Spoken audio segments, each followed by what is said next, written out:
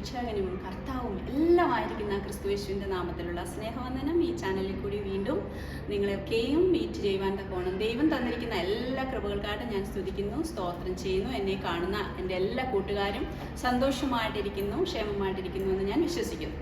ഇന്നെനിക്ക് ഒരു വലിയ സന്തോഷമാണ് ഞാൻ നിങ്ങൾക്ക് പറയാനുള്ളത്, നിങ്ങളോട് അറിയിക്കുവാനുള്ളത്. നമ്മളുടെ ഒരു വലിയ അഭിഷക്തനാണ് നമ്മളുടെ കൂടെ ഇരിക്കുന്നത്. ഒരു പാട്ടുകാരനെന്ന് പറയാം, എന്നാൽ അതിലൊക്കെ അപ്പുറമായിട്ട് ഒരു ആരാധന ലീഡ് ചെയ്യുന്നത് വർഷിപ്പ് ലീഡറാണ്, പാസ്റ്ററാണ്. ദൈവകൃപയാൽ നടത്തപ്പെടുന്ന ഒരു ദേവദാസനെ ഞാൻ നിങ്ങൾക്ക് ഇൻട്രൊഡ്യൂസ് ചെയ്യുകയാണ്. നിങ്ങൾക്ക് ഏവർക്കും തീർച്ചയായിട്ടും അനുഗ്രഹമായിരിക്കും എന്ന് ഞാൻ വിശ്വസിക്കുന്നു. പാസ്റ്ററുടെ പേര് സോഫീസ് കറിയ, പാസ്റ്റർ സോഫീസ് കറിയ. പാസ്റ്റർ, ഞാൻ പാസ്റ്ററിനെ ഈ ചാനലിലോട്ട് വെൽക്കം ചെയ്യുന്നു. സ്തോത്രം. പ്രത്യേകിച്ച് പാസ്റ്ററിനെ പറ്റി പറയാൻ, ഞാനിപ്പോൾ നാട്ടിലായിരിക്കുന്നല്ലോ, കുറച്ച് 2-3 ആഴ്ചയായിട്ട് എനിക്ക് ഭയങ്കര അനുഗ്രഹമായിരുന്നു. പാസ്റ്റർ ഇവിടെ ആരാധന ലീഡ് ചെയ്യുകയാണ്. എനിക്ക് ഭയങ്കര അനുഗ്രഹമായിരുന്നതുകൊണ്ടാണ് ഞാനിപ്പോൾ പാസ്റ്ററിനെ നിങ്ങൾക്ക് ഇൻട്രൊഡ്യൂസ് ചെയ്യുന്നത്. ഭയങ്കര മനോഹരമായിട്ടുള്ളൊരു വർഷം. നമുക്കറിയത്തില്ലേ, ദാവീദ്, ഒത്തിരി പാട്ടുകാർ ആ രാജ്യത്തുണ്ടായിരുന്നു അല്ലേ. എന്നാൽ ദാവീദ് പാട്ട് പാടിയപ്പോൾ അവിടെ ഒരു അഭിഷേകം ഉണ്ടായിരുന്നു, അനോയിന്റിങ് ഉണ്ടായിരുന്നു. അപ്പം എല്ലാവരും പാട്ട് പാടുന്നത് പോലെയല്ല കർത്താവിൻ്റെ ഒരു ദാസൻ, അഭിഷക്തം നിറഞ്ഞൊരു ദാസൻ പാട്ട് പാടുമ്പോൾ എന്ത് പറ്റുമെന്ന് നിങ്ങൾക്ക് അറിയാലോ. ശൗലിലുണ്ടായിരുന്ന ഊത ഓടിപ്പോയി. Hallelujah, praise God. അതാണ് ശക്തി എന്ന് പറയുന്നത്, കർത്താവിൻ്റെ കൃപ എന്ന് പറയുന്നത്. അങ്ങനെ ഞാൻ ഒത്തിരി പൊക്കം പറയുന്നതല്ല, ഞാൻ അനുഭവിച്ചതുകൊണ്ട് ഞാൻ നിങ്ങളോട് പറയുകയാണ്. സ്തോത്രം. നമ്മുടെ ഇടയിൽ അപ്പോൾ പാസ്റ്റർ സോഫി ഉണ്ട്. നിങ്ങളോർക്കും വലിയ പ്രായമുള്ള ഒരാളായിരിക്കും, അങ്ങനെയൊന്നുമല്ല. ഒരു യങ്സ്റ്ററാണ്. ഈ പാസ്റ്റർ വെറുതെ അങ്ങ് ഒരു പാസ്റ്റർ ആയതല്ല. നമുക്കൊക്കെ ഒരു ചിന്തയുണ്ടല്ലോ, പാസ്റ്റർ എന്നൊക്കെ പറയുന്നുണ്ടേ കൂലിയും ജോലിയൊന്നും ഇല്ലാത്ത ആളാണ്. അങ്ങനെയല്ല. ഈ പാസ്റ്റർ MA ലിറ്ററേച്ചർ പഠിച്ചു കഴിഞ്ഞിട്ട് ജോലിക്ക് വേണ്ടിയിട്ട് ട്രൈ ചെയ്തപ്പോൾ more than 1 lakh ജോലി കിട്ടിയ ഒരാളാണ്. അതും കളഞ്ഞിട്ട് ദൈവവേലയ്ക്ക് ഇറങ്ങിയിരിക്കുന്നത്. അപ്പോൾ എത്രയും ഒരു കർത്താവിനോടുള്ള സ്നേഹത്തിൻ്റെ ആത്മാർത്ഥതയാണ് ഇവിടെ നമുക്ക് കാണുവാനായിട്ട് പറ്റുന്നത്. പാസ്റ്റർ ഒത്തിരി ഞാൻ സാക്ഷ്യങ്ങളും കേൾക്കുവാനും എനിക്ക് അനുഗ്രഹം പ്രാപിക്കുവാനും ഒക്കെ സഹായിച്ചു. അതിനാൽ നിങ്ങൾക്ക് തീർച്ചയായിട്ടും ഈ ദേവദാസൻ്റെ ഇൻ്റർവ്യൂ, ചെറിയ ഇൻ്റർവ്യൂ ആണ് നടത്തുന്നത്, അത് തീർച്ചയായിട്ടും അനുഗ്രഹമായിരിക്കും എന്ന് എനിക്ക് വിശ്വാസമുണ്ട്. നിങ്ങൾ വിശ്വസിച്ചാൽ ഈ ഇൻ്റർവ്യൂ നിങ്ങൾക്ക് അനുഗ്രഹമായി തീരും. നിങ്ങൾക്ക് അറിയാവുന്ന എല്ലാവർക്കും, പ്രത്യേകിച്ച് നമ്മളുടെ കുഞ്ഞുങ്ങൾക്ക്, യങ് ജനറേഷന് ഈ ഇൻ്റർവ്യൂ അയച്ചു കൊടുത്താൽ അവർക്കും അത് അനുഗ്രഹമായി തീരും. അതിനാൽ ഞാൻ പാസ്റ്ററെ ഇവിടെ വെൽക്കം ചെയ്യാണ്. അതിന് മുമ്പായിട്ട് പാസ്റ്റർ പാസ്റ്റർ ഒരു പാട്ട് പാടാമോ? Worship holy spirit.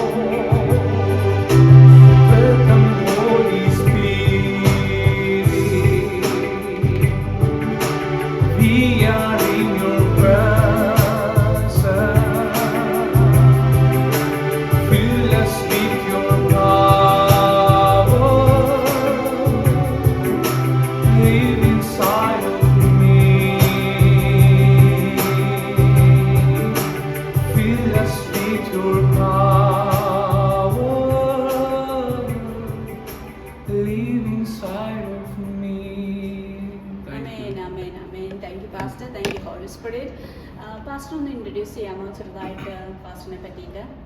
Okay aunty, first of all എന്നെ ഇങ്ങനെ ഒരു ഇൻ്റർവ്യൂവിന് ക്ഷണിച്ചതിന് ആൻറ്റിയോടുള്ള സ്നേഹത്തിനെ ഞാൻ അറിയിക്കുന്നു. പ്രത്യേകിച്ച് എൻ്റെ പേര് സോബീസ് കറിയാണെന്നാണ്. ഞാൻ ഒരു യാഥാസ്ഥിതിക കുടുംബത്തിൽ, പ്രത്യേകിച്ച് ഒരു സിറിയൻ ചർച്ച് മീൻസ് ഓർത്തഡോക്സ് ബാക്ക്ഗ്രൗണ്ടിൽ ജനിച്ച് വളർത്തപ്പെട്ട ഒരാളാണ്. ഏകദേശം ഒരു 10-11 വയസ്സിനോടകം 10 വയസ്സോളം ഞങ്ങൾ അങ്ങനെ ഒരു ചർച്ചിലായിരുന്നു. മീൻസ് ഞങ്ങളുടെ ഫാദറും ഞങ്ങളെല്ലാം കുടുംബമായിട്ട് അതിനകത്തായിരുന്നു. എൻ്റെ ഫാദർ ഒരു മിലിറ്ററി പേഴ്സണാണ്, ഇപ്പോൾ എക്സ് സർവീസാണ്. മദർ ഹോം മെയ്ഡാണ്, ഹോം മേക്കറാണ്. പ്രത്യേകിച്ച് ഞങ്ങൾക്ക് പപ്പായുടെ കൂടെ ഞങ്ങൾ പുറത്തായിരുന്ന സമയത്ത്, means north Indian of course അവിടെ ആയിരിക്കുമല്ലോ ജോലിയുമായിട്ടുള്ള ഞങ്ങൾ പപ്പയുടെ കൂടെ ആയിരുന്നു അവിടെ. അപ്പോൾ ആ സമയങ്ങളിൽ നമുക്കവിടെ അടുത്ത ചർച്ചുകൾ എന്ന് പറയുന്നത് ഇങ്ങനെയുള്ള ചർച്ചുകളാണ് കൂടുതലുള്ളത്. നമുക്ക് ഒരു ഓർത്തഡോക്സ് ചർച്ച് അങ്ങനെയൊക്കെ പോകണമെന്നുണ്ടെങ്കിൽ കൂടുതലും അത് 100 കിലോമീറ്ററൊക്കെ അപ്പുറത്ത് പോകണം. അപ്പം ഏറ്റവും അടുത്ത് അവൈലബിൾ ആയിട്ടുള്ള ചർച്ച് എന്ന് പറഞ്ഞാൽ ഇങ്ങനെയുള്ള നമ്മുടെ പെന്തക്കോസ്റ്റൽ ചർച്ചുകളാണ്. അപ്പം ഞങ്ങൾ അങ്ങനെ ആ സമയത്ത് ഞങ്ങൾ മധ്യപ്രദേശ് എന്ന് പറയുന്ന സ്ഥലത്താണ്. ശരിക്കും കുറച്ചേറെ സ്ഥലങ്ങളിൽ ഞങ്ങൾ നിന്നിട്ടുണ്ട്, ആസാം, ബോംബെ, ഡൽഹി. പക്ഷെ മധ്യപ്രദേശിലാണ് കൂടുതൽ സ്കൂളിങ് ഞങ്ങളുടെ ടൈമിലൊക്കെ. അപ്പം ഈ ടൈമുകളിൽ ഞങ്ങളുടെ അടുത്തുള്ള ചർച്ചകളിൽ ഞങ്ങളുടെ മദർ ആദ്യം പോകാൻ തുടങ്ങി. അവിടെ അടുത്തുള്ള മീറ്റിങ്ങിനൊക്കെ ജസ്റ്റ് ഇങ്ങനെ അവിടെയുള്ള സഹോദരങ്ങൾ വിളിക്കുകയും അങ്ങനെ മീറ്റിങ്ങിനൊക്കെ ജസ്റ്റ് ഇടയ്ക്കിടയ്ക്കൊക്കെ പോകാൻ തുടങ്ങി. അങ്ങനെ പോയി എൻ്റെ മദറിന് ഭയങ്കര ഇഷ്ടമായി പോകാൻ വേണ്ടി, വീണ്ടും പോകാൻ. ഞങ്ങളുടെ ഫാദറിനെ സംബന്ധിച്ച് അങ്ങനെ ഒരു എതിർപ്പൊന്നുമില്ലായിരുന്നു. പക്ഷെ പുള്ളിക്കാരനെ സംബന്ധിച്ച് ഭയങ്കര ഒരു സ്പിരിച്വൽ മാൻ അല്ല, ഒരു മിലിറ്ററിക്കാരൻ്റെതായിട്ടുള്ള എല്ലാ ഒരു എന്താ പറയുക ഷാഠ്യവും ആ ഒരു ഒക്കെയുള്ള സ്ട്രിക്റ്റ് ആയിട്ടുള്ള ഒരാളായിരുന്നു. എങ്കിലും തടഞ്ഞില്ല, പക്ഷെ വിട്ടു, പ്രാർത്ഥനയ്ക്കൊക്കെ പോകാൻ തുടങ്ങി. ലാസ്റ്റിൽ എൻ്റെ മദർ പറഞ്ഞു എനിക്ക് സ്നാനപ്പെടണം എന്നുള്ള രീതിയിലേക്ക് വന്നു. മമ്മി രക്ഷിക്കപ്പെടുകയും സ്നാനപ്പെടാനുള്ള തീരുമാനങ്ങളിലേക്കൊക്കെ വന്നു. അപ്പോൾ ആ സമയം ഞങ്ങളുടെ ഫാദർ പറഞ്ഞൊരു കാര്യം ഞാൻ എപ്പോഴും ആലോചിക്കും. പറഞ്ഞൊരു കാര്യം, നീ രക്ഷിക്കപ്പെട്ട് സ്നാനപ്പെടാൻ നീ തീരുമാനം എടുത്തെങ്കിൽ ഓക്കെ, ഓൾറൈറ്റ്, നിങ്ങൾ പോയിക്കോ. പക്ഷെ അത് കഴിയുമ്പം ചിലപ്പോൾ എൻ്റെ പ്രതികരണങ്ങൾ ഇങ്ങനെ അല്ലായിരിക്കാം. കാരണം നമുക്ക് ഓൾറെഡി അറിയാം, നമ്മൾ ദൈവഭാഗത്തിലേക്ക് അടുക്കും തോറും നമുക്ക് ആദ്യം പ്രതികൂലം നമ്മുടെ വീട്ടിൽ നിന്നായിരിക്കും ആരംഭിക്കുന്നത്. അപ്പോൾ എന്ന് പറഞ്ഞത് തന്നെ ഞങ്ങളുടെ ഫാദറും മമ്മിയോട് പറഞ്ഞു, അങ്ങനെ പോവുകയാണെങ്കിൽ ചിലപ്പം നിനക്ക് ഒരുപാട് നീ സഫർ ചെയ്യേണ്ടി വരും, ഒരുപാട് പ്രഷർ വരും, നിനക്ക് ഇതിനെല്ലാം തരണം ചെയ്യാം, ഞാനിത് നിൽക്കും, ഞാനത് പിന്മാറി പോകത്തില്ലെന്നുള്ള തീരുമാനം ഉണ്ടെങ്കിൽ നീ പൊയ്ക്കോളാം. അങ്ങനെ എൻ്റെ മദർ പിന്തിരിയാൻ പുള്ളിക്കാരി തയ്യാറല്ലായിരുന്നു. പുള്ളിക്കാരി ഇറങ്ങി പുറപ്പെട്ടു. അങ്ങനെ ആ സമയത്ത് പ്രാർത്ഥനകൾക്ക് പോവുകയും ഞങ്ങളെ കൊണ്ടുപോകും പ്രാർത്ഥനയ്ക്ക്. അപ്പോൾ ആ സമയങ്ങളിലൊക്കെ ആദ്യം എൻ്റെ ഫാദറും പ്രാർത്ഥനയ്ക്കൊക്കെ വരും. പക്ഷെ പുള്ളിക്കാരന് അത്ര വലിയ താല്പര്യമൊന്നുമില്ല. വരുന്നുണ്ട്, പോകുന്നുണ്ട്. പ്രത്യേകിച്ച് ആളുകളെയൊക്കെ നോക്കുമ്പോൾ ഉണ്ടാകുന്ന പ്രശ്നങ്ങൾ നമ്മൾ പൊതുവെ മലയാളികൾക്കുണ്ടല്ലോ. അപ്പോൾ ആൾക്കാരെ നോക്കിയുള്ള ഒരു ജീവിതം പുള്ളിക്കാരനെ സംബന്ധിച്ചുണ്ടായിരുന്നു. അപ്പം ചുരുക്കി പറഞ്ഞു കഴിഞ്ഞാൽ മദർ ശക്തമായിട്ട് പ്രാർത്ഥനയ്ക്ക് പോയി കൂടുതൽ ദൈവത്തിനോട് അടുക്കാൻ തുടങ്ങി. അന്യഭാഷ വരെ പെട്ടെന്ന് കിട്ടി. ഇതിൽ പ്രവചനപരം പുള്ളിക്കാരിക്ക് ഉണ്ടായിരുന്നു. പുള്ളിക്കാരി പ്രവചിച്ചതൊക്കെ അന്ന് ആ സമയങ്ങളിൽ വളരെ ശക്തമായിട്ട് നടന്നിട്ടുണ്ട്. ആ സമയങ്ങളിൽ എങ്കിലും കുറേ നാളിന് ശേഷം ഞങ്ങൾക്ക് നാട്ടിൽ ഷിഫ്റ്റ് ചെയ്യേണ്ടി വന്നു. ഫാദർ ജോലിയിൽ തന്നെ തുടർന്നു. പുള്ളിക്കാരൻ എങ്കിലും പൂർണ്ണമായി ഇതിൻ്റെ അകത്തോട്ട് വന്നില്ല. പുള്ളി ആ പള്ളിയിൽ തന്നെ, ഓർത്തഡോക്സ് പള്ളിയിൽ തന്നെ, ഞങ്ങളുടെ നാട്ടിൽ തന്നെ കടന്നു വരുമ്പോഴൊക്കെ അവിടെ തന്നെ കൂടി ഇങ്ങനെയായിരുന്നു. എന്നെ സംബന്ധിച്ച് പറയുകയാണെങ്കിൽ ഞാൻ പെട്ടെന്ന് ചുരുക്കി അങ്ങ് പറയാം. ഞങ്ങളുടെ മദർ ഇവിടെ വന്ന് പെന്തക്കോസ്റ്റ് ആരാധനയ്ക്ക് പോകാൻ തുടങ്ങി. അപ്പം ഞങ്ങളുടെ ഫാദറിൻ്റെ വീട്ടിലുള്ളവർക്കൊക്കെ എതിർപ്പുണ്ടായിരുന്നു. ഞങ്ങളുടെ വീട്ടിലുള്ളവർ പലരും അച്ഛന്മാരായിട്ടൊക്കെ ഉള്ള ആൾക്കാരുണ്ട്. അപ്പം അവരെ സംബന്ധിച്ച് അവർക്ക് അതങ്ങോട്ട് ഉൾക്കൊള്ളാനുള്ള ഒരു മനസ്സില്ലായിരുന്നു. എങ്കിലും സമ്മതിച്ചു. അഫ്കോഴ്സ് പോകാനുള്ള സമ്മതം ഉണ്ടായിരുന്നു. അപ്പം മമ്മി പോകുമ്പം പുള്ളിക്കാരി തന്നെ പോവുകയല്ല, ഞങ്ങളെ രണ്ടിനും നിർബന്ധിച്ചു കൊണ്ടും. എനിക്കൊരു മൂത്ത ജ്യേഷ്ഠനുണ്ട്, ഞാൻ പറയാൻ മറന്നുപോയി. എൻ്റെ ഫാമിലി ജസ്റ്റ് ഞാനിത് പരിചയപ്പെടുത്താം. എനിക്കൊരു ഫാദർ, എൻ്റെ മദർ, പിന്നെ എനിക്കൊരു എൽഡർ ബ്രദറുണ്ട്. പുള്ളി മാരീഡാണ്. പുള്ളിക്കാരൻ ഒരു വൈഫ്, 2 കുഞ്ഞുങ്ങൾ. അവർ സൗദിയിൽ സെറ്റിൽഡാണ്. ഞാൻ കല്യാണം കഴിച്ച എനിക്കൊരു വൈഫ്, എനിക്കൊരു കുഞ്ഞുണ്ട്. കുഞ്ഞൊരു 1.5 വയസ്സേ ഉള്ളൂ. ഇവിടെ കൊണ്ടുപോയി കാണിക്കാൻ പറ്റത്തില്ല, കാരണം ഡിസ്റ്റർബൻസ് ആയിപ്പോകും.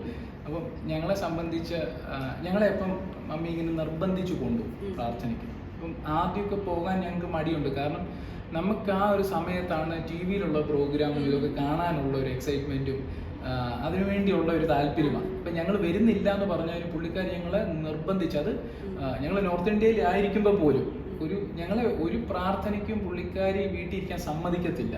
ഇനി അത് പഠനത്തിലാണെങ്കിലും എന്തിനാണെങ്കിലും പ്രാർത്ഥന പറയുമ്പോൾ പുള്ളിക്കാരി ഞങ്ങളെ അതിനാണ് ഫസ്റ്റ് പ്രയോറിറ്റി തന്നു കൊണ്ടുപോയത്. അപ്പോൾ ആ സമയങ്ങളിലൊക്കെ ഞങ്ങൾക്കൊരു വളർന്നു വരുന്നൊരു തലമുറയും അപ്പം ഞങ്ങൾക്ക് കളിക്കാനും മറ്റുള്ള കാര്യങ്ങൾക്കാണ് ഇൻട്രസ്റ്റ്, ഞങ്ങൾക്ക് പ്രാർത്ഥനയ്ക്ക് പോകാൻ ഇൻട്രസ്റ്റ് ഇല്ല.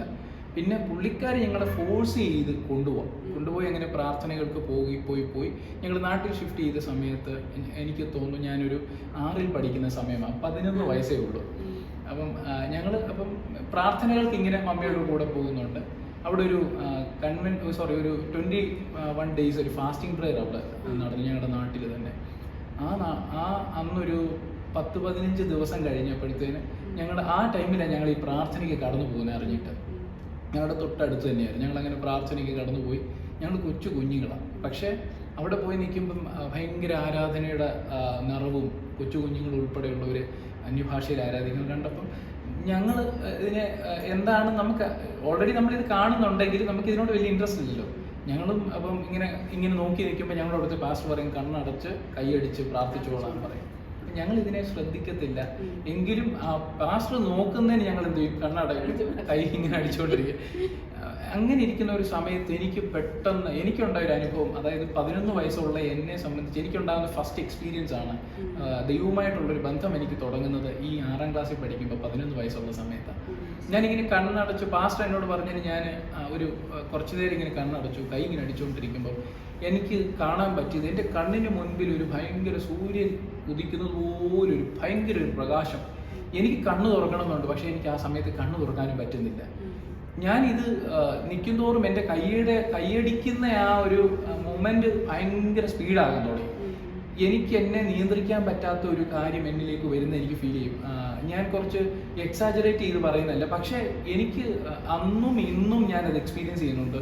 മീൻസ് ഞാനല്ലാത്തൊരു അവസ്ഥയിലേക്ക് മാറ്റപ്പെട്ടു. കുറേ നേരത്തേക്ക് കൈ അടിക്കുന്നുണ്ട്, വായി ഞാൻ എന്തോ പറയാൻ വരുന്നുണ്ട്, പക്ഷെ അത് പറയുന്നില്ല. ഞാൻ കടിച്ചു പിടിച്ച് അപ്പൊ എന്നെ വിട്ടുകൊടുക്കുന്നില്ല. പാസ്റ്റ് വന്ന് എൻ്റെ ചെവി പറയുന്ന എനിക്കറിയാം, യേശുവിൻ്റെ രക്തം ചെയ്യും പറ, അല്ലെങ്കിൽ സ്തുതിക്കുന്ന ഏതെങ്കിലും പദം പറയാൻ പറഞ്ഞു. പക്ഷെ ഞാൻ വായ ഇങ്ങനെ പൂട്ടി വെച്ചിരിക്കുക.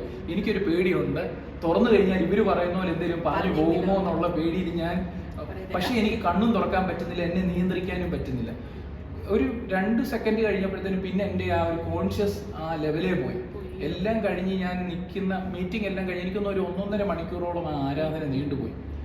പിന്നെ ക്ഷണിക്കപ്പെട്ട ദൈവദാസൻ ഉള്ളത് കൊണ്ട് ഇവർക്ക് കൊടുക്കാതിരിക്കാൻ പറ്റത്തില്ല, പിടിച്ചു നിർത്തിയ ആരാധന. ആ ടൈമിൽ ഞാൻ കണ്ണ് തുറക്കുന്ന പറയാൻ അവര് കൊട്ടിയാണ്, ഒത്തിരി നേരം കൊട്ടിയാണ് ഞാൻ കണ്ണ് തുറക്കുന്നത്. നോക്കുമ്പോൾ ഞാൻ ആ മീറ്റിംഗ് തുടങ്ങിയ സമയത്ത് ഞാൻ ഏറ്റവും ഫ്രണ്ട് റോയിലായിരുന്നു. ഇവരെന്നെ തട്ടി വിളിക്കുന്ന സമയത്ത് ഞാൻ ഏറ്റവും ബാക്ക് റോയിൽ നിൽക്കുകയാണ്. ഞാൻ അവിടെ വരെ പോയി, ഞാൻ പോയത് ഞാൻ അറിഞ്ഞിട്ടില്ല. അപ്പോൾ ആ ടൈമിൽ ഞാൻ മാത്രമല്ല, എന്നെ പോലുള്ള കുഞ്ഞു പിള്ളേരെല്ലാം അഭിഷേകം പ്രാപിച്ചു. ആ ശക്തിയാണ് എനിക്ക് ലഭിച്ചത്. വായി തുറക്കാത്തതുകൊണ്ട് അന്യഭാഷയൊന്നും അന്നുണ്ടായില്ല. പക്ഷെ എന്നോടൊപ്പം പാസ്റ്റർമാർ പറഞ്ഞു, നീ വായി തുറക്കുന്നില്ല, നിന്റെ മേൽ ശക്തി പകർന്നിട്ടുണ്ട്, ഞങ്ങൾക്കത് കാണാൻ പറ്റുന്നുണ്ട്. നീ അപ്പം ഇനി അടുത്ത പ്രാവശ്യം തൊട്ട് മോനത് വായി വരുന്നത് എന്താണോ ദൈവം തരുന്നത് അത് പറഞ്ഞാൽ മതി, ഒന്നും ഉണ്ടാക്കിയൊന്നും പറയണ്ട. അപ്പം ഞാൻ ഈ ഉള്ളത് പോലും പറയാൻ തയ്യാറല്ല ആ സമയത്ത്. അപ്പം പാസ്റ്ററിനോട് പറഞ്ഞു, ഒന്നും പുറത്തൊന്നും പറയണ്ട, മോനെ അങ്ങനെ വരുന്നുണ്ടേ പറഞ്ഞാൽ മതി. നെക്സ്റ്റ് മീറ്റിങ്ങിൽ ആ സമയങ്ങളിൽ ഞാൻ ചുരുക്കി പറയട്ടെ, ആ നെക്സ്റ്റ് മീറ്റിങ്ങുകളിൽ ഞാൻ ഈ പറഞ്ഞതുപോലെ ഞാൻ എപ്പോൾ പ്രാർത്ഥന തുടങ്ങിയാലും ഇതേ അനുഭവമായിരിക്കും. അങ്ങനെ അറ്റ് ലാസ്റ്റ് എനിക്ക് ഒരു ദിവസം ഒരു വീട്ടിൽ വെച്ച് അന്യഭാഷ അടയാളത്തോട് എൻ്റെ നാവിൻ്റെ മേൽ കർത്താവ് എന്നെ തൊട്ടു. അത് വന്നതിന് ശേഷം എൻ്റെ എക്സ്പീരിയൻസ് എന്തുവാന്ന് ചോദിച്ചു കഴിഞ്ഞാൽ, എൻ്റെ അന്ന് വരെയുള്ള സ്വഭാവത്തിന് പോലും ചേഞ്ചാണ്, ഭയങ്കര ചേഞ്ച്. അപ്പം പരിശുദ്ധാത്മാവ് നമ്മുടെ ജീവിതത്തിൽ വന്നു കഴിയുമ്പോൾ ചേഞ്ച് ഉണ്ടാകുമോ എന്ന് വെച്ചാൽ തീർച്ചയായിട്ടും ചേഞ്ച് ഉണ്ടാകും. ഞാൻ വിശ്വസിക്കുന്ന ഒരാളാണ്. കാരണം എനിക്കറിയാം അന്ന് വരെ ചിലപ്പോൾ നമുക്ക് കളിക്കാൻ മറ്റുള്ള കാര്യങ്ങളിൽ ഇൻട്രസ്റ്റ് ആയിട്ടുള്ള എനിക്ക് പിന്നെ പ്രാർത്ഥിക്കാനൊക്കെ തോന്നുന്നു, പ്രാർത്ഥനകൾക്ക് പോകാൻ ഇഷ്ടം തോന്നുന്നു. ഞങ്ങളുടെ വെക്കേഷൻ ടൈം ആകുമ്പോൾ അവിടെ എല്ലാ വെക്കേഷനിലും അവിടെ ഫാസ്റ്റിംഗ് പ്രയർ എടുക്കും ചർച്ചിൽ. അത് എക്യുമെനിക്കലായിട്ട് കൂടി കുറച്ച് പേര് കൂടി ചെയ്യുന്നതാണ്. അത് തുടങ്ങുമ്പോൾ ഞങ്ങൾക്ക് ഏറ്റവും ഇഷ്ടമുള്ള കാര്യം എന്ന് പറഞ്ഞാൽ ക്രിക്കറ്റ് കളിക്കുക, അല്ലെങ്കിൽ ഇങ്ങനെയൊക്കെയുള്ള, അന്നൊക്കെ അതല്ല ഉള്ളത്. ടി വിയും മൊബൈലും ഒന്നും അധികം, ടി വി ഉണ്ടെങ്കിലും വല്ലപ്പോഴും ഈ DD നാഷണലിനകത്ത് വല്ലപ്പോഴും വരുന്ന എന്തെങ്കിലും പ്രോഗ്രാം കാണാമെന്നേ ഉള്ളൂ. ബാക്കിയെല്ലാം ന്യൂസും പ്രോഗ്രാമായിട്ട് നമുക്ക് ഇൻട്രസ്റ്റ് ഇല്ല. പിന്നെ മൊബൈൽ അന്നില്ല. പിന്നെ ഞങ്ങൾ എന്ന് പറഞ്ഞാൽ എല്ലാവരും ക്രിക്കറ്റ് കളിക്കും, അല്ലെങ്കിൽ മറ്റുള്ള കളികളൊക്കെ ആയിരിക്കും. അപ്പം അങ്ങനെ ഈ ക്രിക്കറ്റ് കളിക്കാൻ ഭയങ്കര ഇഷ്ടമുള്ള സമയമാണ്. പക്ഷെ ഞങ്ങൾ ആ ഫാസ്റ്റിംഗ് പ്രയർ ഞങ്ങൾ തിരിച്ചറിഞ്ഞ ഒരു കാര്യം, ഞാനും എൻ്റെ ബ്രദറും കേട്ടോ ഒരേ സമയത്ത് ഞങ്ങൾ അഭിഷേകം പ്രാപിച്ചവരാണ്. അപ്പം ഞങ്ങൾ ഓടിപ്പോകും, ആരാധനയ്ക്ക് കയറിയിരിക്കും, മണിക്കൂറുകൾ ആരാധിക്കും. ആരാധിച്ച ആരാധനയ്ക്കകത്ത് അന്ന് കീബോർഡില്ല, തമ്പാറുമില്ല, ഒരു വീടിൻ്റെ ഒരു മുറിക്കകത്താണ് ഞങ്ങൾ എല്ലാവരോടും കൂടുതൽ ആരാധിച്ച്. ഒരു സമയം കഴിയുമ്പോൾ എനിക്കറിയാം കൈ കൊട്ടി ഈ വിരലുകളെല്ലാം പൊട്ടിയിട്ടുണ്ടായിരുന്നു. അപ്പോഴും നിർത്തത്തില്ല. കാരണം അടിക്കുമ്പം നമുക്കൊന്നും ആ സമയത്ത് അറിയാം. ഇത് കഴിയുമ്പോൾ ഭയങ്കര നീറ്റിലായിരിക്കും. എൻ്റെ കൈയൊക്കെ പൊട്ടി ഇങ്ങനെ ചോര ഒലിച്ചത് എനിക്ക് ഓർമ്മയുണ്ട്. വസ്ത്രം കീറിപ്പോവുക, അടുത്ത വസ്ത്രം ഇട്ട് നമ്മൾ നിർത്തത്തില്ല. അടുത്ത പാൻറ്റല്ലേ അവിടെ ഉള്ളവരുടെ കയ്യിൽ വാങ്ങിച്ചു വരെ കൊടുത്ത്. കാരണം നമുക്ക് ആ കൊച്ചു പരുവത്തിൽ അത്രയ്ക്ക് ഭയങ്കര ഒരു ദൈവാത്മാവിൻ്റെ ഒരു ശക്തി അന്ന് അനുഭവിച്ചു. പക്ഷെ അന്നൊന്നും ഒരിക്കലും ഞാൻ വിചാരിച്ചിട്ടില്ല. ആരാധിക്കുന്നു എല്ലാം ചെയ്യുമ്പോഴും ഒരു സുവിശേഷകനായിട്ട് പോകാൻ എനിക്കൊരു താല്പര്യമില്ല. എന്നെ സംബന്ധിച്ച് എൻ്റെ ഒരു ആഗ്രഹം നല്ല ജോലി ചെയ്ത് അതിനോടൊപ്പം ദൈവവേലയും കൂടെ ചെയ്യുക. അന്ന് പിന്നെ പാട്ട് പാടുന്നേ ഉള്ളൂ, കീബോർഡൊന്നും വായിക്കാനും അറിയത്തില്ല. അതുകൊണ്ട് അങ്ങനെ ഒരു അല്ലെ നമ്മളൊരു വർഷിപ്പ്, അന്ന് വലിയ ട്രെൻഡുമില്ല. വർഷിപ്പ് ലീഡർ എന്ന് പറയുന്ന ഒരു കാര്യമൊന്നും അന്നില്ല. ഞങ്ങളുടെ ടൈമുകളിൽ പാസ്റ്റർ ഒരു പാട്ടിടും, നമ്മളെല്ലാം കൂടെ ആരാധിക്കുന്നേ ഉള്ളൂ. ഇപ്പോൾ വർഷിപ്പ് ലീഡർ എന്ന് പറഞ്ഞ ഒരു കാര്യത്തിലോട്ടും ട്രെൻഡില്ല. തന്നെയല്ല പാട്ട് പാടുമായിരുന്നു അത്യാവശ്യം. അങ്ങനെ ഞങ്ങൾ അങ്ങനെ വളർത്തപ്പെട്ടു. ഞാൻ ദൈവത്തിന് ഞാൻ അന്യഭാഷ ഈ പറയുന്ന ആത്മാഭിഷേകമൊക്കെ കിട്ടിയതിന് ശേഷം സ്നാനപ്പെട്ട ഒരാളാണ്. ഏകദേശം 11ാമത്തെ വയസ്സിൽ എനിക്ക് അന്യഭാഷ വരം അഭിഷേകവും ദൈവം നിറച്ചു. എന്നിട്ട് ഞാൻ സ്നാനപ്പെടുന്ന 18 വയസ്സിന് ശേഷമാണ്. 18 വയസ്സുകളൊക്കെ ആയതിനു ശേഷം അല്ലെ അതിന് ശേഷമോ ആണ് ഞാൻ സ്നാനപ്പെടുന്നത്. അതുവരെ അപ്പൊ എന്തുകൊണ്ട് അത് അങ്ങനെ ചെയ്തു എന്ന് ചോദിച്ചാൽ കുറച്ചും കൂടെ അറിവ് കിട്ടട്ടെ എന്നുള്ള ആ ഒരു ഇതിൽ പാസ്റ്റർമാർ നമ്മളോട് പറഞ്ഞു വെയിറ്റ് ചെയ്യുക എന്നുള്ള രീതിയിൽ അങ്ങനെ പറഞ്ഞ് പൂർണ്ണ സമ്മതത്തോടെ സ്നാനപ്പെടുന്നത് 18 വയസ്സിനൊക്കെ ആയതിനു ശേഷമാണ്. അതിനുശേഷം പാസ്റ്റർ ഇങ്ങനെ ഒരു യൂത്തിന്റെ അനുഭവമൊക്കെ വന്നപ്പോഴേ കോളേജിലൊക്കെ പഠിക്കുമ്പോ ആ ഒരു അനുഭവത്തിൽ എന്തെങ്കിലും ഒരു ഡീവിയേഷൻ വല്ലതും വന്നോ, അതോ കൂട്ടുകാരുടെ പിയർ ഗ്രൂപ്പിന്റെ ഒരു ഇൻഫ്ലുവൻസും കൊണ്ട് അങ്ങനെയും ഒരു ചാൻസ് വരാനുണ്ടായിരുന്നു?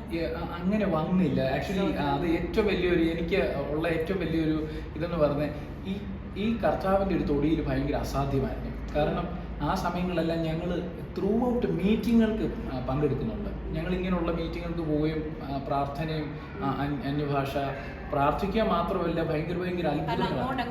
ഇതിൻ്റെ അകത്ത് മൊത്തം ഫോക്കസാണ്. അപ്പോഴും എനിക്ക് ഒരിക്കലും ഒരു സുവിശേഷകനാകാൻ എനിക്ക് താല്പര്യമേ ഇല്ല. എൻ്റെ വീട്ടിൽ വിളിയുള്ള ആൾ എൻ്റെ ബ്രദറായിരുന്നു. എൻ്റെ ബ്രദർ ജനിക്കുന്നതിൻ്റെ മാസങ്ങൾക്ക് മുൻപ് അല്ലെങ്കിൽ ഉണ്ടാകുന്നതിന് മുമ്പ് ഉരുവാകുന്നതിന് മുമ്പ് എന്ന് പറയുന്ന പോലെ അതിന് മുൻപ് മമ്മി പ്രാർത്ഥനയ്ക്ക് പോകുന്ന സമയങ്ങളിൽ മമ്മിയോട് ദൂത് പറഞ്ഞിട്ടുണ്ട്, നിങ്ങളുടെ മൂത്ത മകൻ കർത്താവിനെ സേവിക്കും എന്ന് ഇങ്ങനെ പറഞ്ഞിട്ടുണ്ട്. അപ്പം ഒബ്വിയസ്ലി ഇത് ഞാൻ കേൾക്കുമ്പം അപ്പം ഇളയ മകനെ ആവശ്യമില്ല. ഇളയ മകൻ കൊണ്ട് അപ്പം മൂത്ത മകനെയാണ് ദൈവം സെലക്ട് ചെയ്തേക്കുന്നത്. അപ്പം എന്നെ കൊണ്ട് അങ്ങനെ ഒരു ഇതില്ലെന്നുള്ളൊരു ധാരണയില്ല ഞാൻ. എനിക്ക് ഫസ്റ്റ് ഒരു ദൂത് കിട്ടുന്നത് ഞാൻ 7ാം ക്ലാസ്സിൽ പഠിക്കുന്ന സമയത്ത് ധർമ്മക്കണ്ണം പാസ്റ്റർ ഞങ്ങളുടെ ചർച്ചയിൽ വന്നു. ധർമ്മക്കണ്ണം പാസ്റ്റർ ഞാൻ എപ്പോഴും എന്നോട് ഫസ്റ്റ് ദൂത് പറയുന്നത് എൻ്റെ ജീവിതത്തിൽ പറയുന്നത് കറക്റ്റ് ദൂത് എന്നോട് പറഞ്ഞു.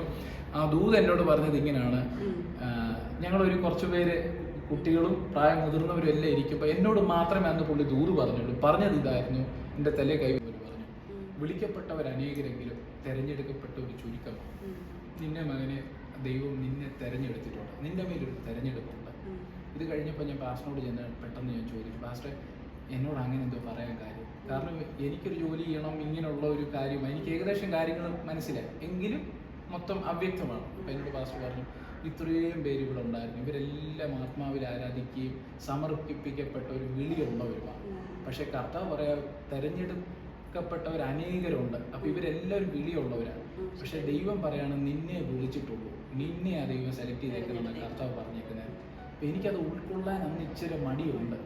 കാരണം എൻ്റെ ആഗ്രഹങ്ങൾ വേറെയാണല്ലോ.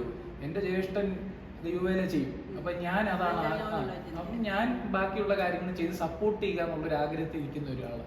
മറ്റുള്ളവർക്കും എല്ലാവർക്കും ആ കൂട്ടത്തിൽ എനിക്ക് തോന്നുന്നു പ്രവചനം ഇല്ലായിരുന്ന മീൻസ് ഒരു കോളിംഗ് ഇല്ലായിരിക്കുന്ന ആൾ ഞാനേ ഉള്ളായിരിക്കും. ബാക്കി എല്ലാവരും സമർപ്പിക്കപ്പെട്ടവരും പോകാനിരിക്കുന്നവരും. ഞാൻ ആൻറ്റിയോട് ഒരു കാര്യം പറയുവാണെങ്കിൽ ഇപ്പോൾ ഈ പ്രസന്റ് ഇതിൽ ഞാൻ നോക്കുകയാണെങ്കിൽ അന്ന് ആ പാസ്റ്റർ പറഞ്ഞ ആ ഒരു ദൂതെന്ന് പറഞ്ഞാൽ വളരെ കൃത്യമായിട്ട്. കാരണം എൻ്റെ ബ്രദർ ഉൾപ്പെടുന്ന ഒരാൾക്കാരും മിനിസ്ട്രിയിലോട്ട് വന്നില്ല. എല്ലാവരും ഇന്നും ആരാധനയിലും ഭയങ്കര തീക്ഷ്ണമായിട്ട് തന്നെയുണ്ട്. ഇന്നും അവർ അതേ തീയിൽ ആരാധിക്കുന്നുണ്ട്. പക്ഷേ മിനിസ്ട്രിയുമായിട്ട് ഇറങ്ങി പുറപ്പെട്ട ഏക വ്യക്തി ആ കൂട്ടത്തിൽ ഞാൻ മാത്രമേ ഉള്ളൂ.